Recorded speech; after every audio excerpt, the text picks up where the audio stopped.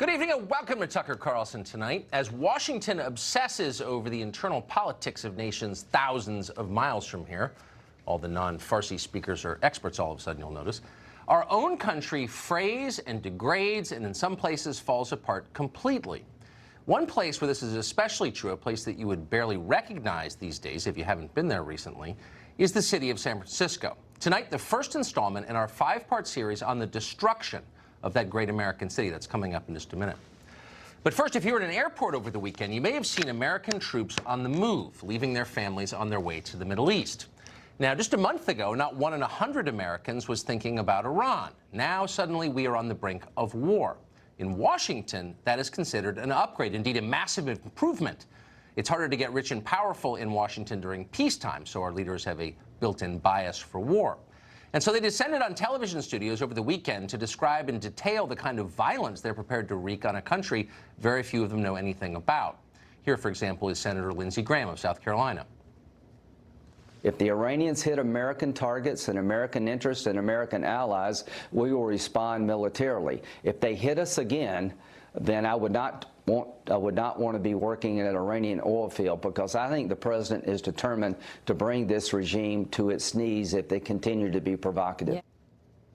Meanwhile, the Secretary of State, Mike Pompeo, assured reporters that the U.S. seeks, quote, de-escalation with Iran, and then just moments later suggested the U.S. might bomb dozens of sites inside Iran itself. President Trump is saying that there are 52 sites that the U.S. would target if Iran retaliates. How is that consistent with what you say is your message of de-escalation? Entirely consistent. Threatening to bomb mainland Iran? The Iranian leadership needs to understand that attacking Americans is not cost-free. To take a terrorist off the battlefield does not increase the risk of terror. The risk of terror is increased by appeasement. The risk of terror is increased by appeasement. It's a good line, and it may be true, probably is true. Of course, the risk of terror is also increased by bombing other people's countries. That is also indisputably true. It's hard to remember now, but as recently as last week, most people didn't consider Iran an imminent threat. Iranian saboteurs were not committing acts of terror in our cities. Oh, but our leaders tell us they were about to any second, and that's why we struck first. What's so striking is how many people appear to accept this uncritically. Just the other day, you remember, our intel agencies were considered politically tainted and suspect. Certainly on this show they were, and will be for quite some time. Keep in mind, these are the people who invented excuses to spy on the Trump campaign purely because they didn't like Donald Trump's foreign policy views. And they're the ones who pretended he was a Russian agent in order to keep him from governing. Remember that? Russiagate? Our friends in the intel community did that. And by the way, these are the same people who lied about Iraq's weapons of mass destruction way back in 2002, and by doing that, got us into an utterly pointless war that dramatically weakened our country. The people pushing conflict with Iran are the same people who did that. It seems like about 20 minutes ago, we were denouncing these very people as the deep state and pledging never to trust them again without verification. But now, for some reason, we do seem to trust them implicitly and completely. In fact, we believe whatever they tell us, no matter how outlandish. Iran did 9/11, they're telling us. Oh. Okay, didn't know that. 15 of the 19 hijackers were from Sunni Saudi Arabia. None were from Shiite Iran. But if you say so, Mr. Unnamed CIA official, I'm happy to send my kid to the Middle East a week after Christmas on the basis of your anonymous, unverified leak to the New York Times. You've earned my trust through years of lying to me. That appears to be our position now. Now, maybe all of this will turn out fine in the end. We're certainly praying for it. We love this country. But in the meantime, pardon the skepticism. Andrew Bacevich knows a lot about war. He was an officer in the Vietnam War in 1970. He was president of the Quincy Institute for Responsible Statecraft. He's author of the book, The Age of Illusions, How America Squandered Its Cold War Victory. And of course, you may know he has a personal understanding of the toll of war. His son was killed during the Iraq War in 2007. Andrew Bacevich joins us tonight. Mr. Bacevich, thanks so much for coming on. So, glad to be with you. We, for a moment today, learned that the United States was, at the request of the Iraqi parliament, pulling out of Iraq. It seemed that way. A letter hit the newswire saying that, and then that was swiftly corrected by the Pentagon. And the update was, no, actually, we're not leaving. What do you make of that? Do you think there's a chance that we will leave Iraq in the midst of all of this? Sadly, no. it seems to me that what's appropriate here is to widen the aperture. That is to say, let's not just talk about what happened with Iran over the last week or so. Let's reflect on the course of U.S. military policy in this part of the world for the last 20 years, 30 years.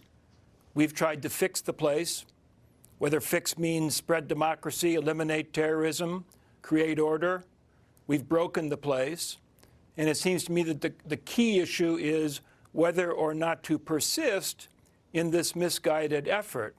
I didn't vote for President Trump, can't imagine voting for President Trump, but he did promise in running for the presidency to get us out of this mess. And it seems to me that the assassination of General Soleimani is not a step in that direction. Pulling U.S. troops out pursuant to the stated preference of the Iraqi parliament might be a step in the right direction. I'm concerned that there's manipulation going on here. And I wonder, as someone who's been in and around government for your entire life, if you think it's okay for the rest of us to take at face value assessments whose provenance we don't know, can never know, that come from people who we've just caught lying to us. Just the other day, we were just denouncing them as the deep state. In my case, it was heartfelt. Those same people are telling us things we can't verify, and why do we believe them uncritically all of a sudden? I think our skepticism is entirely appropriate. The Afghanistan papers that were leaked or released by the Washington Post a couple of weeks ago chronicle a long period of dishonesty, deception, incompetence, and there's no reason to think that the present administration with Trump's advisors are going to do any better. But it seems to me here that the larger problem may not be conscious dishonesty, trying to pull the wool over our eyes. I think the larger problem is a mindset, widespread in Washington, among civilians and among the military, that somehow or other the use of American military power is going to solve our problems. And again, we've been at that for 2-3 decades now, with no evidence that we are achieving any significant progress. So, it seems to me it might be the moment to try something different. Try a foreign policy based on restraint, prudence, diplomacy, rather than simply more force, more bombs, more killing. Yeah, it doesn't seem to have made America stronger, which is my concern. It seems to have made us weaker, and I'm against it. Andrew Bacevich, thanks so much for coming on tonight. Congrats on your book. Thank you. Well, there's not much chance that a war with Iran will make this country safer or richer or happier. If recent history is any guide, the opposite is likely to happen. Does anyone think 19 years in Afghanistan has improved America? Look around, obviously it hasn't. Part of the problem is that tar pits like Afghanistan and Iraq and now Iran distract our leaders from the business they were hired to conduct, which of course is improving our lives. That's why we hired them. That's why you vote for them. Making Cleveland better is a lot harder, a lot less fun than lobbing cruise missiles into Syria, and yet it's incalculably more important. You need to make Cleveland better, but that doesn't even occur to them. For the next week, we'd like to remind Washington what their basic duty is. Their basic duty is to improve our lives. And that's why tonight we're beginning our series, American Dystopia. It's a close look at what is happening and what has happened under the leadership of Washington to America's greatest cities. Maybe its greatest city of all, San Francisco. It's hard to wreck a place as beautiful as San Francisco, but they have effectively done it. The reality of that city, we discovered when we spent time there, is even worse than you may have heard. Civilization itself is coming apart in San Francisco, right there in broad daylight, on the city's sidewalks, which are littered with junkies and feces and dirty needles. The jewel of our Pacific coast is now filthier and more chaotic than downtown Mumbai, India, literally. How did that happen? We need to know. Here's the first installment in our 5-part series, but a warning. Some of the footage we shot is graphic and disturbing, and as you watch it, remember this. This is what they would like to do to your neighborhood.